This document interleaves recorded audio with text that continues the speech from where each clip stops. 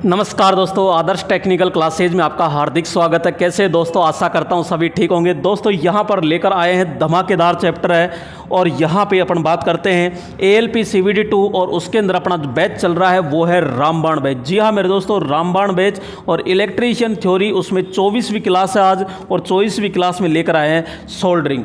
और सोल्डरिंग के अंदर एक एक पॉइंट पढ़ेंगे, छोटा चैप्टर है लेकिन यहाँ से अक्सर सीधे क्वेश्चन ऐसे के साथ होता है, ये मौका दोबारा नहीं आएगा दोस्तों। तो यहाँ पे अपन पढ़ते हैं सोल्डरिंग। आइए देखते हैं सोल्डरिंग। ये जो सोल्डरिंग है, ये सोल्डरिंग कहते किसे हैं तो सीधा सा समझना है। यहाँ पे नॉर्मल अपन कहते हैं कि जो सोल्डरिंग होती है, जैसे अपन कहते हैं कि दो तार है, दो धात्विक चालक तार है और दोनों धात्विक जो चालक तार है इनको तीसरी धातु के द्वारा, यानी दो धातु तो ये हो गई और तीसरी धातु और लेते हैं, तीसरी धातु की सहायता से यहाँ ऊष्मा पहुँचाई जाती है। अब ये ऊष्मा अलग अलग उपकरणों के द्वारा होती है, तो दो धात्विक को तीसरी धातु की सहायता से ऊष्मीय क्रिया द्वारा इन तारों का जोड़ बना दिया जाता है, तो उसे हम सोल्डरिंग या टकाई या जोड़ कहते हैं। दूसरी चीज़, यहाँ पे जो है तीसरी धातु होती है, इसे कहते हैं हम फिलर धातु। कौन सी कहते हैं? फिलर धातु कहते हैं। और जो फिलर धातु होती है, इसका जो गलनांक होगा वो इन दोनों धातुओं के गलनांक से कम होता है, क्योंकि ये धातु पिघल करके और इनके ऊपर चिपकेगी है। तो ये ध्यान रखिएगा। तो इसे कहते हैं सोल्डरिंग। क्या कहते हैं? सोल्डरिंग के नाम से जाना जाता है। अब देखो आगे ध्यान से, यहाँ एक एक पॉइंट को अपन ध्यान से समझते हैं। दो धात्विक तारों के सिरों को तीसरी धातु की सहायता से ऊष्मीय क्रिया द्वारा जोड़ने की विधि सोल्डरिंग या टकाई कहलाती है। क्या कहलाएगी? सोल्डरिंग या टकाई कहलाती है। यहाँ पे नेक्स्ट अपन आगे चलते हैं। फिर अपन ने कहा कि तीसरी धातु को फिलर धातु कहते हैं। तीसरी धातु को क्या कहेंगे? फिलर धातु कहते हैं। ये सामान्यतः किससे मिलकर बनी होती है? टिन प्लस शीशे से मिलकर बनी होती है। यहाँ पे जो फिलर धातु होती है, इसका जो गलनांक होता है वो जोड़ी जाने वाली धातु से हमेशा क्या रहेगा? कम होता है। समझ में आया?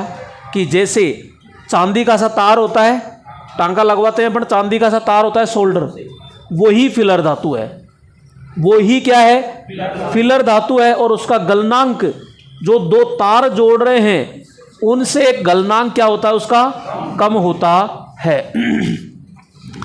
यहाँ पे आते हैं टिनिंग क्रिया। टिनिंग क्रिया क्या होता है? सोल्डर आयरन होता है, यह सोल्डर आयरन है। आगे का जो भाग है वो टिप कहलाता है। इस टिप के पास में तार लाया जाता है, वो सोल्डर वायर, और इसके ऊपर यूँ पिघला करके इसके ऊपर परत चढ़ा लेते हैं। तो वो परत चढ़ाने की जो क्रिया है वही क्या कहलाती है? टिनिंग क्रिया। यानी सोल्डर आयरन के टिप पर सोल्डर की परत चढ़ाने की जो क्रिया होती है वही क्या कहलाती है? टिनिंग क्रिया कहलाती है। कौन सी क्रिया कहलाएगी? टिनिंग क्रिया कहलाती है। नेक्स्ट है टैकिंग क्रिया। जोड़े जाने वाले तार के सिरों पर, भाई कोई उपकरण है, जैसे मैंने कहा कि ये उपकरण है और यहाँ पे मुझे तीसरा तार जोड़ना है, तो पहले मैं क्या करूँगा? इस तार के ऊपर सोल्डर चढ़ा दूंगा आयरन के द्वारा। अब इसके पास हल्का सा यूँ लाया और हल्का सा टच करते तुरंत क्या हो जाएगा? चिपक जाएगा ये। तो तार के ऊपर जो परत चढ़ाते हैं वो आपकी टैकिंग कहलाती है, और आयरन पर जो चढ़ाते हैं वो टिनिंग क्रिया कहलाती है। दोनों है एक ही। नेक्स्ट आगे बात करते हैं यहाँ पे कि अब अपन को टांका लगाना है, और टांका लगाना है तो अपन को चाहिए तीन पदार्थ, तीन उपकरण। एक तो आपका सोल्डर आयरन, जो ऊष्मा यानी आयरन होती है, आयरन जो गरम गरम देती है वो सोल्डर आयरन। दूसरा चांदी का सा वायर, यानी कि जो सोल्डर वायर होता है। और एक होता है क्या? फ्लक्स, जो ग्रीस जैसा पदार्थ होता है।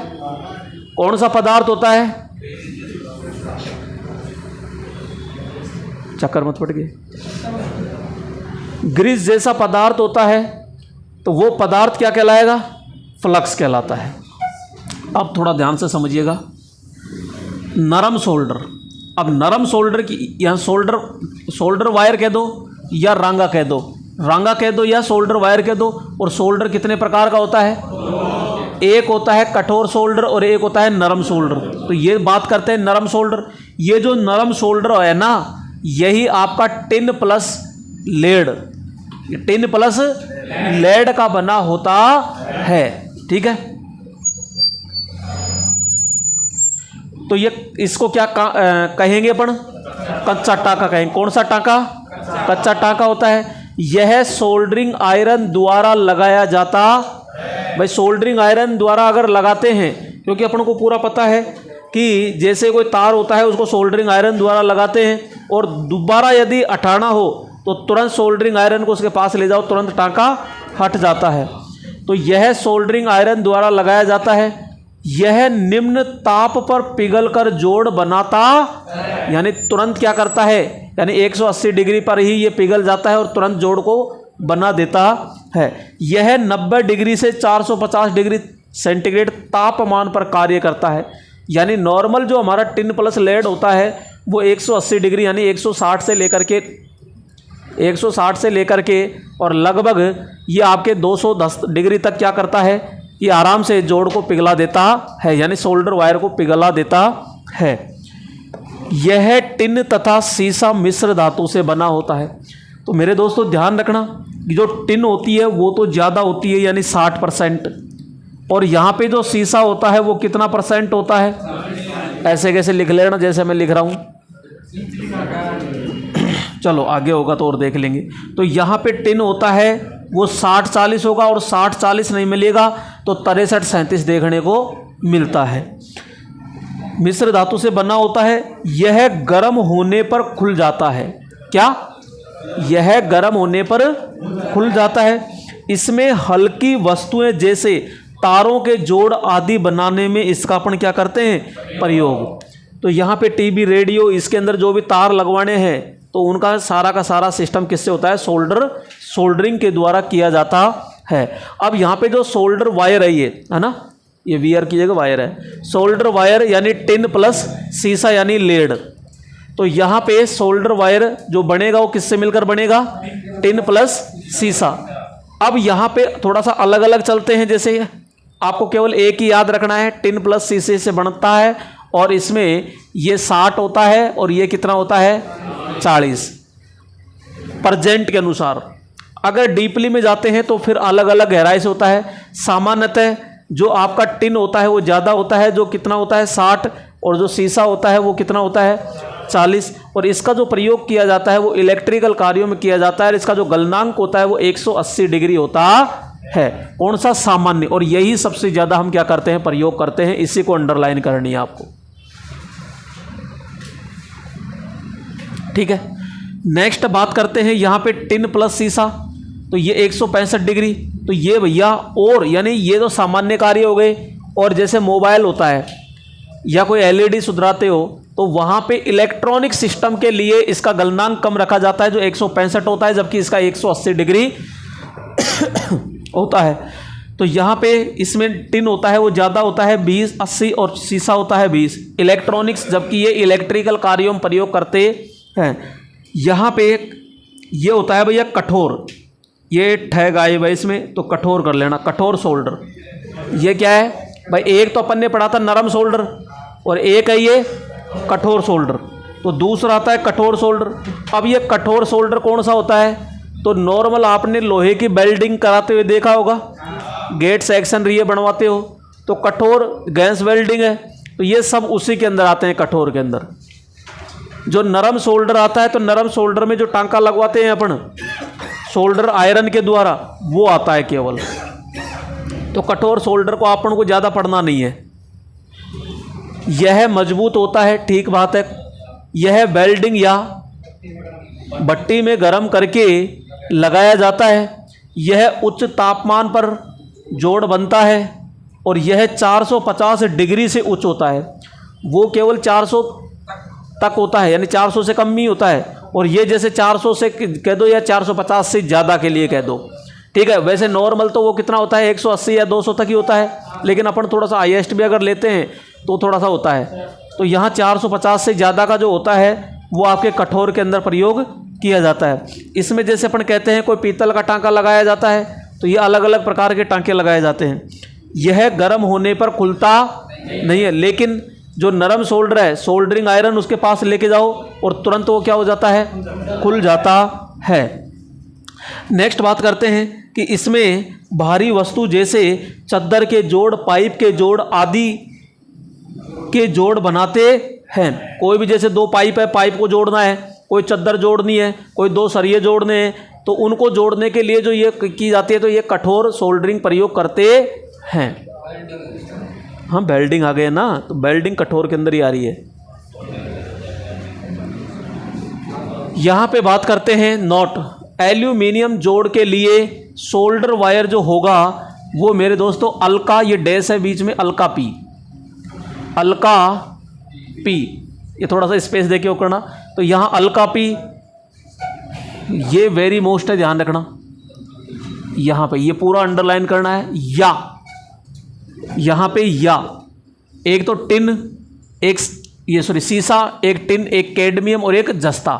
तो भैया यहाँ सीसा तो होता है 51, टिन होता है 31, कैडमियम होता है 9% और जस्ता भी कितना होता है। इन चारों को मिला करके एल्यूमिनियम तार के जो जोड़ बनाएंगे ना, उसके लिए जो सोल्डर वायर होगा वो होगा ये। ध्यान रखना, जो चांदी का सा वायर आता है बाजार से लेके आते हो, वो 99% तांबे के तारों को जोड़ने के लिए होता है। अगर आप उस तार को एल्यूमिनियम तार के जोड़ पर लगाते हो तो नहीं चिपकेगा, जोड़ ही नहीं बनेगा। एल्यूमिनियम के लिए अलग से आपको लेकर आना पड़ेगा, इस चीज को ध्यान रखिएगा भैया। तो यहां पे एल्यूमिनियम के लिए कौन सा लेके आएंगे, तो ए से एल्यूमिनियम, ए से अल्का, ए से एल्यूमिनियम, ए से अल्का पी। तो ये आपका सोल्डर वायर होगा, ठीक है, ये वायर होगा यहाँ पे अल्का पी। और क्वेश्चन पूछा जाता है कि ये सोल्डर वायर तो लिया है, लेकिन इसका गलनांक तो बताओ कितने पे गड़ेगा। तो भैया ये 170 डिग्री से 215 डिग्री पे गड़ जाता है। वेरी वेरी मोस्ट है, ध्यान रखना। तो यहाँ पे एल्यूमिनियम सोल्डर का गलनांक 170 डिग्री से 215 डिग्री सेंटीग्रेड होता, वेरी मोस्ट है। नेक्स्ट बात करते हैं सोल्डर का जो गलनांक होता है, सोल्डर का गलनांक कम करने के लिए, भाई जैसे 170 है और 170 की जगह थोड़ा सा कम करना चाहें आप, तो उसमें क्या करना पड़ेगा आपको, या तो टिन मिलाओ या फिर क्या मिलाओ, बिस्मिथ। दोनों में से कोई एक पदार्थ आप क्या कर दो, मिला दीजिए। इसको मिलाते ही क्या हो जाएगा, गलनांक कम हो जाएगा। लेकिन आपको गलनांक बढ़ाना है, तो भैया गलनांक बढ़ाना है तो यहाँ पे गलनांक बढ़ाने के लिए या तो सीसा या फिर एंटीमनी, सीसा या फिर एंटीमनी आपको क्या करना पड़ेगा, मिलाना पड़ेगा। गलनांक घटाना है तो टिन या बिस्मिथ मिलाना पड़ेगा, और गलनांक यदि बढ़ाना है तो सीसा या एंटीमनी मिलाना पड़ेगा। अंडरलाइन कर लेना, मोस्ट है।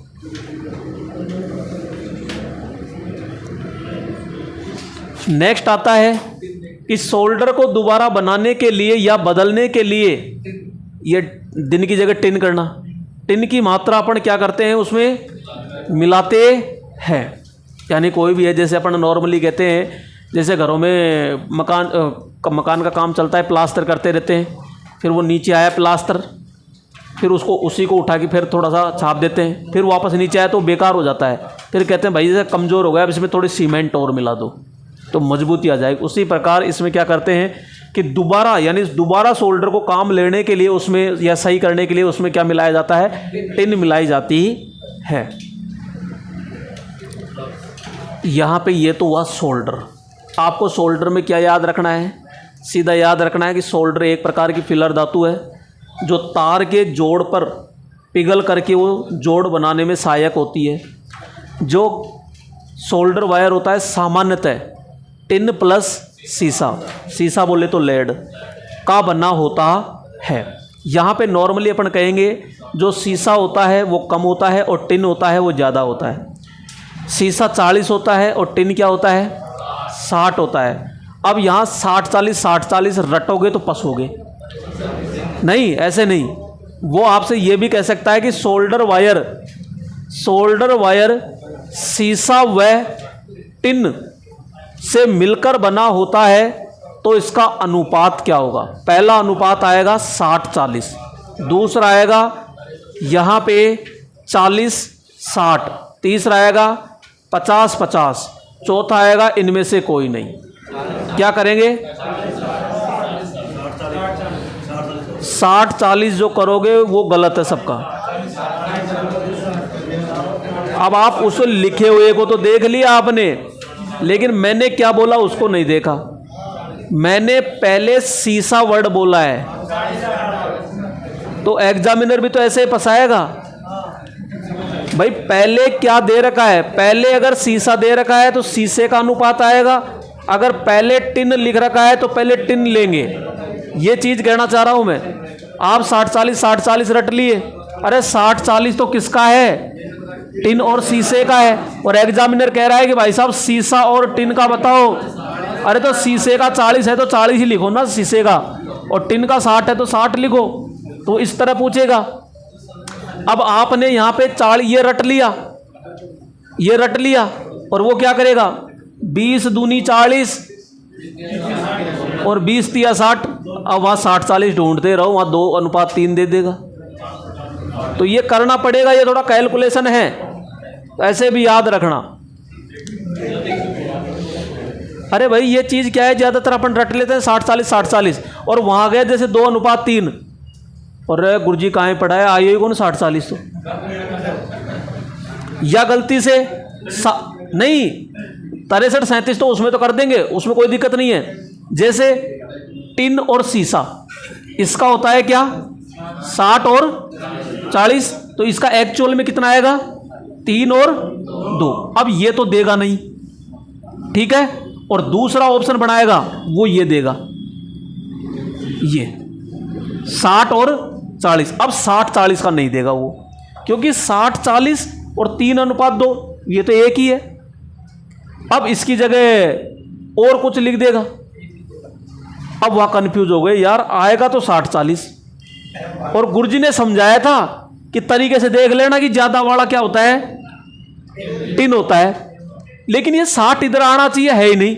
अरे यार टाइपिंग मिस्टेक होगी शायद, ये टाइपिंग मिस्टेक हो गई, इसी को कर दो, क्यों यहां तो ध्यान जाएगा ही नहीं। अरे ये भी 60-40 है, ये 60-40 ही तो है, इसको काटो आराम से, यही तो है। अब यहां तो ध्यान गया ही नहीं, और यहां जबरदस्ती कह रहे हैं कि यार ये लिखा तो सही था लेकिन ये उल्टा लिख दिया। अरे ये उल्टा लिख दिया था, उल्टा लिख रखा है नीचे, लेकिन यहां ध्यान ही नहीं जा रहा अपना। तो ये है, तो ये सारी चीजें क्लियर करनी है भैया, थोड़ा सा ध्यान से आगे देखो। अब आगे आता है कि 2 तार के जोड़ बनाते हैं तो ग्रीस जैसा पदार्थ लगाते हैं। वो क्यों लगाते हैं, क्या कारण है? तो सबसे पहले तो कि वो जो ग्रीस जैसा पदार्थ लगाते हैं उसे कहते हैं फ्लक्स। क्या कहते हैं? उसे कहते हैं हम फ्लक्स। फ्लक्स प्रवाह,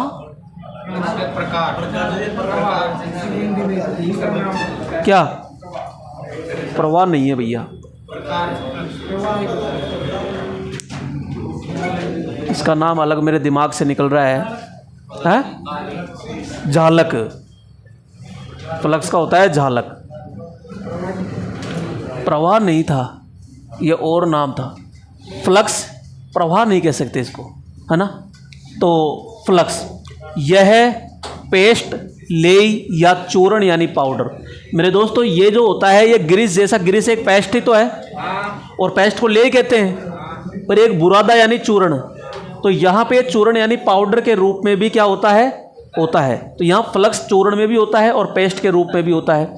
अब बारी आती है कि काम बताओ इसका सीधा सीधा, कि ये ग्रीस लगाई क्यों लगाई यहाँ।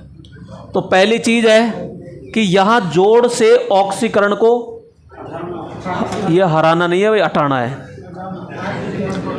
यानी जोड़ से ऑक्सीकरण को हटाना।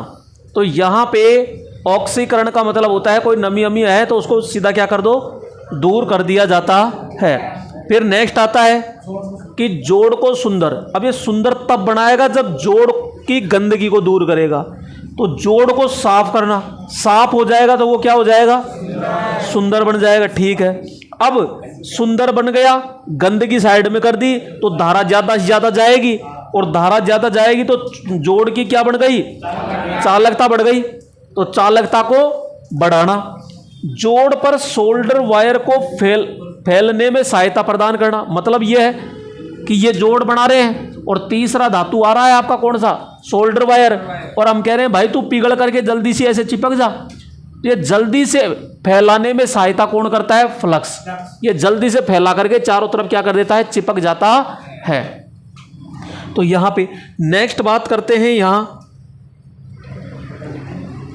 जोड़ तक ऊष्मा को शीघ्रता से पहुंचाना। सोल्डरिंग आयरन है तो ये ऊष्मा लेकर आ रहा है, ये ऊष्मा को शीघ्रता से कौन पहुंचाएगा, फ्लक्स।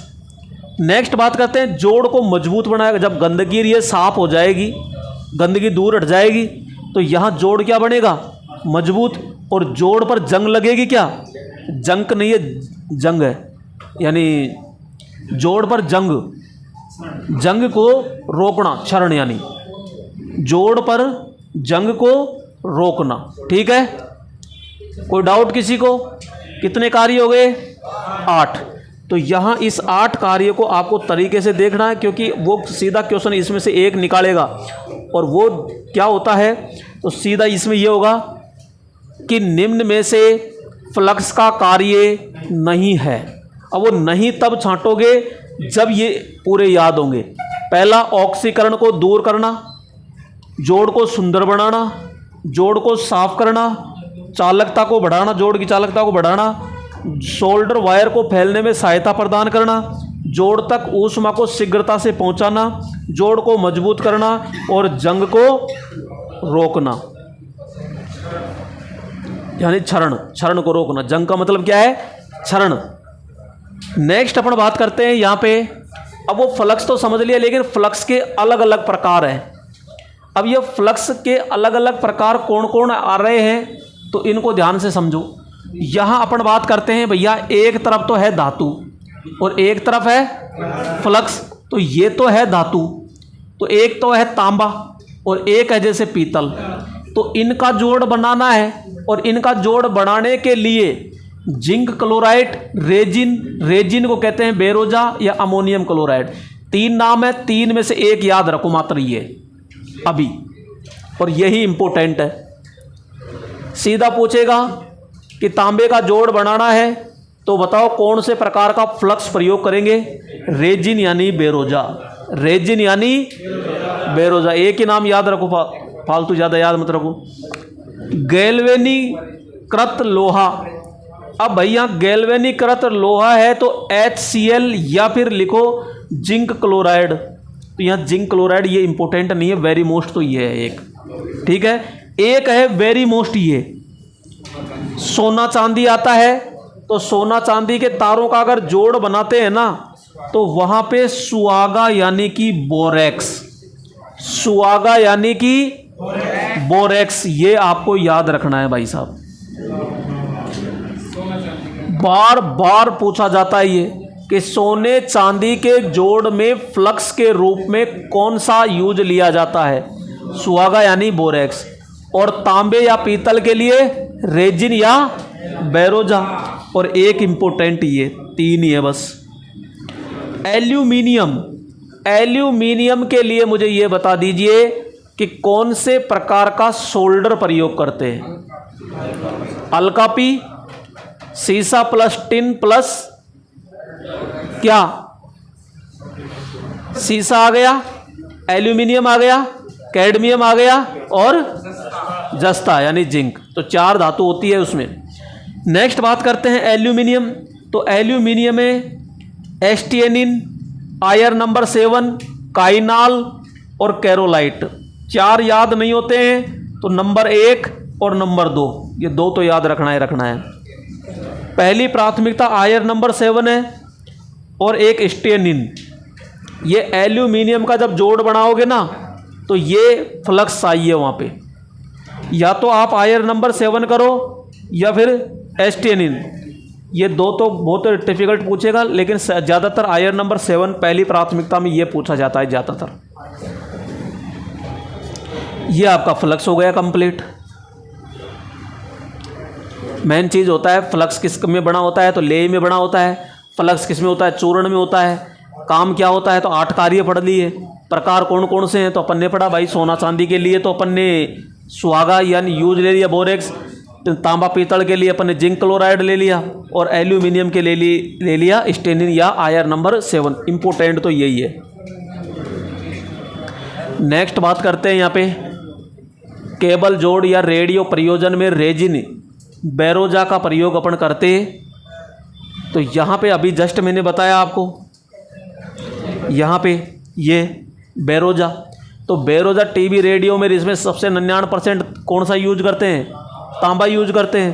तो तांबा के लिए मैंने बार बार यही कहा कि रेडियो प्रयोजन है, रेजिन है, तो उसमें बेरोजा अपन यूज करते हैं। अब आते हैं कि भाई सोल्डरिंग क्यों किया आपने, क्या लाभ है।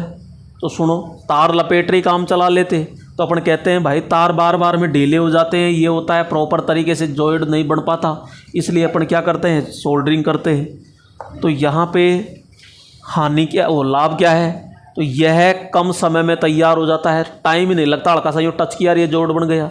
कम तापमान की आवश्यकता होती है, यानी यह कम समय में तैयार हो जाता है। छोटी वस्तु है भैया, छोरी नहीं है तो कोई को फंसाएगा हैं, छोरी वस्तु है।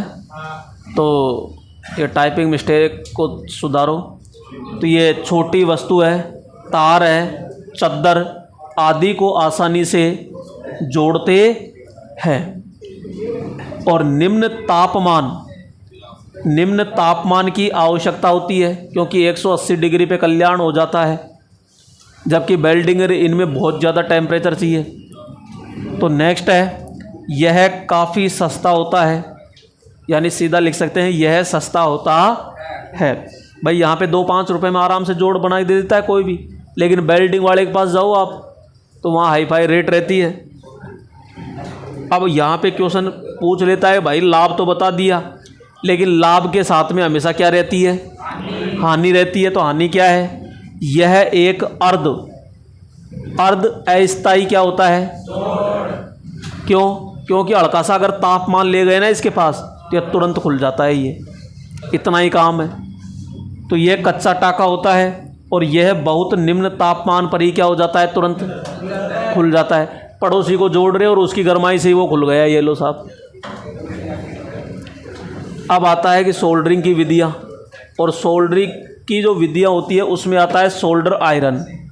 और यहाँ पे विशेष तौर से ध्यान से समझना इसको, सोल्डर आयरन के अंदर क्या क्या है, तो आगे ध्यान दो। यहाँ पे सीधा लिखते हैं, देखो ये जो भाग दिखाई दे रहा है ना, ये जो आगे का भाग दिखाई दे रहा है, ये तांबे का होता है पूरा का पूरा। ये जो तांबे का होता है तो ये कहलाती है बिट, ठीक है। और आगे की जो चोंच होती है, वो होती है टिप। अब क्वेश्चन ये पूछा जाता है कि सोल्डरिंग आयरन है, इसके किस भाग को रेती से घिसा जाता है। तो अपन कहते हैं कि यहाँ से टिप का जो टिप भाग है, इसको रेती या रेगमाल, जिसको अपन सैंड पेपर कहते हैं, उसको घस करके साफ करते हैं, यानी गंदगी को दूर हटाते हैं। तो हमारा जोड़ क्या है, तुरंत सही बन जाता है यहाँ पे। और ये जो भाग है इसको कहते हैं बिट। और ये पूरा का पूरा आर पार किसका बना है, कॉपर का। क्वेश्चन पूछा जाता है कॉपर का ही क्यों बनाया, क्योंकि कॉपर जो होता है ये विद्युत का अच्छा चालक तो है ही, इसके साथ साथ ये ऊष्मा का अच्छा चालक है। यहाँ पे ऊष्मा के लिए लिया गया है, विद्युत के लिए नहीं। विद्युत करंट थोड़ी आएगा इसमें, करंट नहीं आएगा। तो यहाँ पे विद्युत का सबसे अच्छा चालक तो चांदी है, लेकिन चांदी के बाद में कौन है, तांबा है। तो यहाँ ऊष्मा का अच्छा चालक होता है। और इसके ऊपर एक खोल चढ़ा देते हैं, ये आयरन पाइप होता है ये, तो ये ध्यान रखना। तो यहाँ पे ये कम गर्म होता है, ये सबसे ज़्यादा गर्म होता है यहाँ पे। अब बारी आती है कि यहाँ पे इसको गर्म कौन करेगा, तो ये हीटिंग एलिमेंट करेगा। और हीटिंग एलिमेंट के लिए कौन यूज लेते हैं, नाइक्रोम लेते हैं। तो ये नाइक्रोम हो गया, हीटिंग एलिमेंट हो गया यहाँ पे, ठीक है। और अब यहाँ पे पूरा का पूरा ये क्या हो गया, अपन आवरण चढ़ाते हैं। तो आवरण जो होता है ये किसका होता है, तो अपन कहते हैं ये बैकेलाइट का अपन ज़्यादातर यूज लेते हैं। तो ये अचालक पदार्थ की क्या हो गई, लेयर हो गई ये पूरा का पूरा। तो यहाँ पे ये हैंडल हो गया और ये इंडिकेटर, ये कईयों में आता है कईयों में नहीं आता है, तो ये इंडिकेटर होता है। और यहाँ पे जो बढ़िया हैवी होती है उसमें थर्मोस्टेट भी लगा होता है, तो ऑटोमेटिक वो प्रेस की तरह बंद हो जाता है, प्रेस की तरह क्या हो जाता है, चालू हो जाता है, यानी टेम्परेचर को मेंटेन करने के लिए। लेकिन ये अलग अलग वाट में आती है, तो ये थर्मोस्टेट इसमें यूज नहीं करते हैं। और ये आपकी लीड हो गई जो कहाँ लगाएंगे, सीधा जो मेन जगह पर लगाते हैं सप्लाई के लिए। तो यहाँ पे ये लीड हो गई, ये आपका इंडिकेटर हो गया, ये आपका हैंडल, ये पूरा ये भैया हैंडल है ना ये। और यहाँ पे ये हो गया, यहाँ पे हीटिंग एलिमेंट हो गया नाइक्रोम। और यहाँ पे ये एक पाइप होता है, पाइप के अंदर होते हुए क्या जाता है, ये कॉपर बिट जाती है। और ये अचालक तो है ही, खैर डायोड कौन कहता है, डायोड नहीं होता, अरे वो तो मैं बताऊंगा, नहीं होता। अच्छा तेरे पास है, एक है, दो है, चार है, एक डायोड है। हाँ हाँ वो तेरे ऊपर जो लग रहा है, तो इसमें डायोड क्यों लगाएंगे भाई, प्रतिरोध है या डायोड है, अरे ब्लैक ही है दोनों है, तो प्रतिरोध तो मैं बता दूंगा, लेकिन डायोड आप पहले कंफर्म करना भैया, या मेरे पास लिया ना मैं तुरंत देख के बता दूंगा वो डायोड है प्रतिरोध है, क्योंकि डायोड का काम है एसी को डीसी में करना। और ये भाई साहब हमारा आराम से दोनों पे काम करता है, एसी डीसी, तो इसमें एसी डीसी बदलने का कोई सुझाव ही नहीं है। तो डायोड समझ में नहीं आया प्रयोग क्यों करते हैं। हाँ इंडिकेटर, ये इंडिकेटर के लिए प्रतिरोध लगाते हैं, क्योंकि यहाँ पे अच्छा उसमें इंडिकेटर नहीं है, अरे होगा वो बेकार हो गया होगा भाई। इंडिकेटर क्या है, 6 वोल्टेज या इस पे जलेगा, और ये जलेगा तो डायरेक्ट सप्लाई दे दोगे कि फ्यूज हो जाएगा, तो इसके वोल्टेज को कम करने के लिए प्रतिरोध लगाते हैं, तो प्रतिरोध होगा शायद।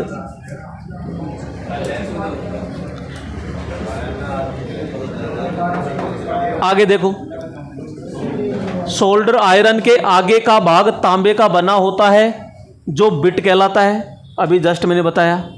इसमें हीटिंग एलिमेंट के रूप में नाइक्रोम प्रयोग करते हैं, इस लाइन को अंडरलाइन कर लेना जरूरी है। यह 400 वाट से 1500 वाट तक क्षमता में है। अरे भैया मरवाएगा क्या तू, इसको सही करो यहाँ से। वैसे तो ये 25 वाट से होती है, क्योंकि हमारे जो ट्रांजिस्टर ये होते हैं उनको लगाने के लिए 25 वाट अपन यूज लेते हैं पीसीबी पर। तो ये सामान्य आप कह सकते हो कि सामान्य जो होती है ये 40 वाट से 150 वाट तक होती है, जबकि इलेक्ट्रॉनिक्स के अंदर अपन 25 वाट भी यूज लेते हैं। ठीक है, तो ये एक एक जीरो मिटान देना। हाँ ये सामान्य 65 वाट की अपन यूज लेते हैं, सोल्डर आयरन प्रयोग करते हैं। बिट के आगे का भाग जो रेती का मतलब फाइल, या फिर रेगमाल का मतलब होता है सैंड पेपर से साफ करते हैं।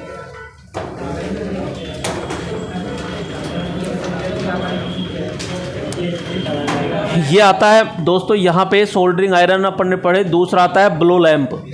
दूसरी विधि क्या है, ब्लो लैंप। ब्लो लैंप में क्या होता है, देखो यहाँ पे पुराने ज़माने का जुगाड़ है, ये यहाँ से पकड़ के उठाया जाता है, इसमें वही मिट्टी का तेल यानी केरोसिन भरा जाता है, और यहाँ एक तरफ वो स्टोव के अंदर हवा भरते हैं, वो हवा भरते हैं, और यहाँ से ये ज्वाला निकल रही है यानी आग। अब इसमें क्या है, 2 तार है, ये जॉइंट है, इसको क्या करेंगे, गर्म करेंगे, और गर्म करके फ्लक्स लगाएंगे, फ्लक्स लगा के इसके ऊपर सोल्डरिंग लगा देते हैं, ये जोड़ बन जाता है यहाँ पे। बस इसमें इतना ही है, ज़्यादा कुछ नहीं है। मेन चीज़ है सोल्डरिंग। तो इस विधि में ब्लो लैंप फ्लक्स व सोल्डर वायर प्रयोग करते हैं। तो ब्लो लैंप से जोड़ को गर्म करके फ्लक्स व सोल्डर वायर लगाकर जोड़ बनाते हैं। नाम याद रख लेना बस। एक होता है कड़छी पात्र। कड़छी पात्र क्या है, अरे घेवर तो देखे होंगे, बस तो घेवर के अंदर चाशनी भरते हैं, वही जुगाड़ है ये। यानी ये नीचे लगा दिया जुगाड़, और इसके ऊपर ये कढ़ाई रख दी, कढ़ाई के अंदर सोल्डर पटक देते हैं, सोल्डर, और जैसे गर्म करते हैं तो सोल्डर की राबड़ी बन जाती है, यानी बिल्कुल लिक्विड हो जाता है वो। लिक्विड हो गया, इसके ऊपर यहाँ तार रख देते हैं कि आ जाओ, और यहाँ फ्लक्स लगाया, और फ्लक्स लगा के ये चम्मच है, चम्मच से यूँ भरा और इसके ऊपर यूँ भर देते हैं, यूँ 3-4 बार यूँ भरा और ये जोड़ बन जाता है बस।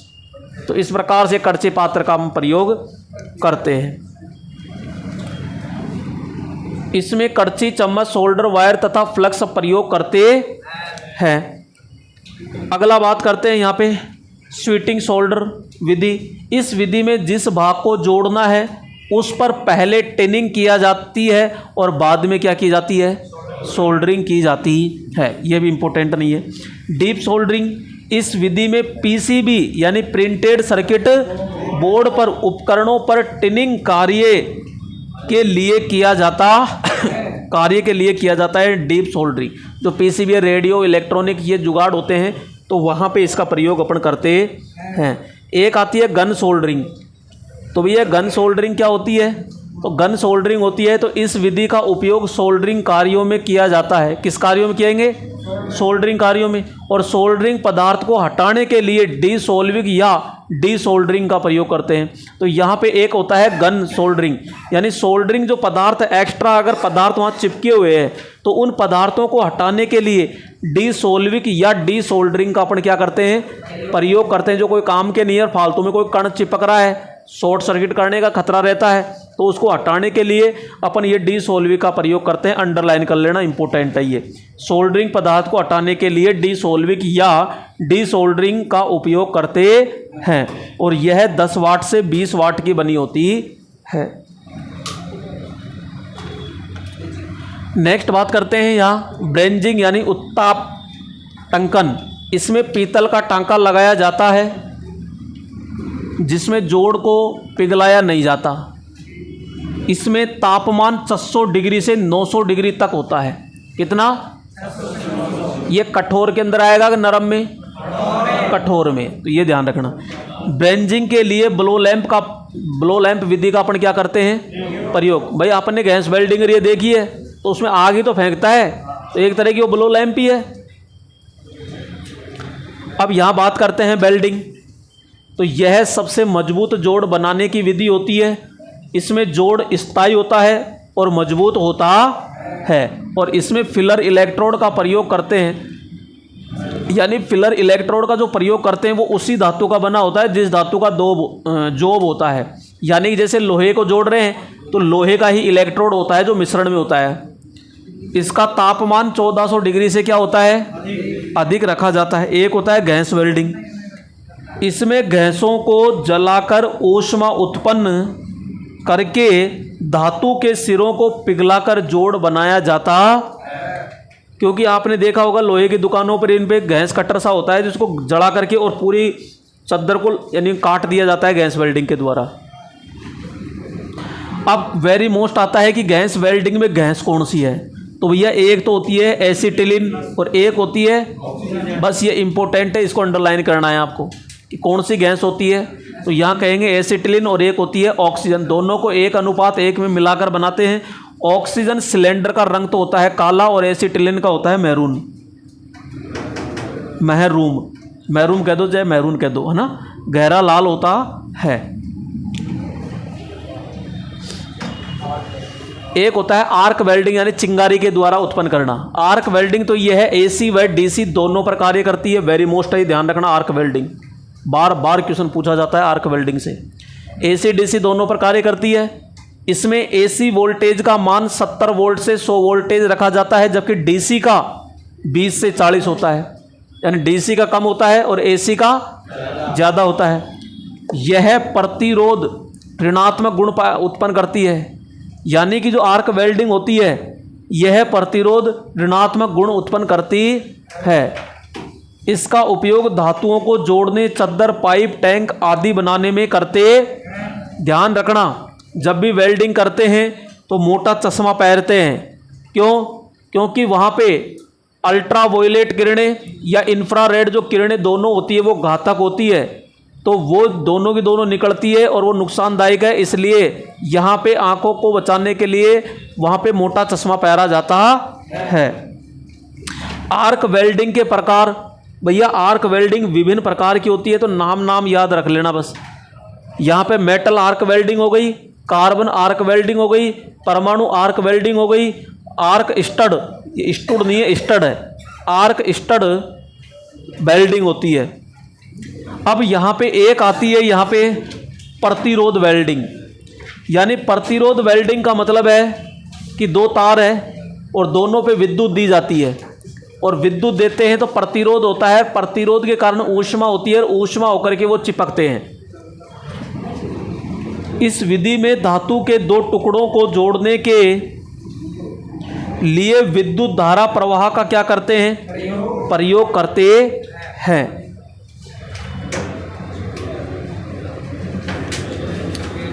नेक्स्ट आपसे सीधा है कि विद्युत धारा का प्रयोग करते हैं और इसमें 100 एम्पियर से 10,000 एम्पियर तक की धारा होती है। यानी कि आपसे सीधा पूछे कि प्रतिरोध विधि में होता है निम्न धारा उच्च वोल्टेज, उच्च धारा निम्न वोल्टेज, दोनों बराबर, इनमें से कोई नहीं। तो ध्यान रखना वोल्टेज तो रहेगा निम्न, लेकिन धारा का मान क्या रहेगा, उच्च, क्योंकि धारा उच्च रहेगी तभी यहाँ पे वेल्डिंग हो पाएगी, अन्यथा वेल्डिंग नहीं होगी। इसमें प्रतिरोध के द्वारा ऊष्मा उत्पन्न होती है और भैया प्रतिरोध वेल्डिंग के फिर प्रकार आते हैं अलग अलग, और ये इंपॉर्टेंट है, इसके यूज अपन को पढ़ने हैं। तो यहाँ पे देखो सीधा, तो अपन कहते हैं एक तो होता है बिंदु वेल्डिंग जिसे स्पॉट वेल्डिंग के नाम से जाना जाता है। तो इसका उपयोग ऑटोमोबाइल है, ऑटोमोबाइल वाहन बनाने में, सीट मेटल है आदि में किया जाता है। दूसरा होता है सीम वेल्डिंग, इसका उपयोग ट्रांसफार्मर के टैंक होते हैं, कूलर के टैंक होते हैं, फ्रिज के टैंक होते हैं, हवाई जहाज के टैंक होते हैं आदि बनाने में किया जाता है। किसका, तो सीम का ध्यान रखना, सीम का टैंक बनाने में, सीम का टैंक बनाने में, ठीक है। बट वेल्डिंग, बट वेल्डिंग का उपयोग जो किया जाता है धात्विक पाइपों को जोड़ने, दो पाइप है आपस में उसको जोड़ना है, तो यहाँ पे बट वेल्डिंग का प्रयोग किया जाता है। एक होता है आपके फ्लैश वेल्डिंग, और इसका फ्लैश वेल्डिंग का होता है पतली पतली जो चद्दर होती है उस चद्दरों को जोड़ने में इसका प्रयोग इसका उपयोग पतली चद्दर या घरेलू, भैया घरेलू नहीं है, घरेलू है, घरेलू उपकरण हो या कोई रेफ्रिजरेटर हो या ऑटोमोबाइल तो आदि में किया जाता है। नेक्स्ट अपन बात करते हैं ऑटोमोबाइल का मतलब होता है कि जैसे कोई मोटरसाइकिल की दुकान पे जाते हो जो पूरा रिपेयर करता है XYZ, ये नहीं केवल पंचर निकाल दिया या कोई हल्का सा ऑयल पलटी कर दिया, या कोई 4 व्हीलर आप सुधराने जाते हो और वो XYZ काम करता है तो वो पूरा ऑटोमोबाइल कहलाता है। जिसमें वेल्डिंग का भी काम हो, डेंटिंग पेंटिंग का भी काम हो, XYZ पूरा होता है, उसको ऑटोमोबाइल कहते हैं। ऑटोमोबाइल का मतलब ये नहीं है कोई फोन और ऑटो चलता हो, ऐसा नहीं है। यानी ऑटोमोबाइल का मतलब है वर्कशॉप, वर्कशॉप है एक तरह का। तो जगह जगह देखा होगा, कई जगह ऑटोमोबाइल, बालाजी ऑटोमोबाइल है, कोई कौन सा मोबाइल है, पॉइंट है, पॉइंट नहीं ऑटोमोबाइल केवल। आगे है प्रोजेक्शन वेल्डिंग, तो इसका उपयोग गेट के कब्जे, दरवाजे होते हैं दरवाजे, तो गेट के कब्जे, सांकड़ कुंदे, कंप्रेसर, छोटे उपकरणों आदि को जोड़ने के लिए इसका अपन प्रोजेक्शन वेल्डिंग का क्या करते हैं, प्रयोग करते हैं। भैया ये थोड़ा सा ऊपर नहीं हो रहा, और जो वेरी मोस्ट है वो नीचे है, थर्मिट वेल्डिंग। इसका उपयोग ट्रेन की जो पटरी होती है या फिर कोई जो मजबूत कोई मशीन होती है, भारी लोहा होता है, उसको जोड़ने के लिए थर्मिट वेल्डिंग का प्रयोग करते हैं। ये क्वेश्चन बार बार आया है कि ट्रेनों की जो पटरी होती है उन ट्रेनों की पटरी को जोड़ने के लिए किसका प्रयोग करते हैं, तो थर्मिट वेल्डिंग का प्रयोग करते हैं। आपसे सीधा क्वेश्चन पूछेगा कि जो टैंक होते हैं, टैंकों का टैंक बनाने के लिए किस वेल्डिंग का प्रयोग करते हैं, सिम वेल्डिंग का। और बट वेल्डिंग का, तो पाइप जोड़ने के लिए बट वेल्डिंग का प्रयोग करते हैं, जबकि टैंक बनाने के लिए सीम का प्रयोग करते। तो यहाँ पे ये चैप्टर होता है पूरा कंप्लीट, ठीक है। कर दो बंद।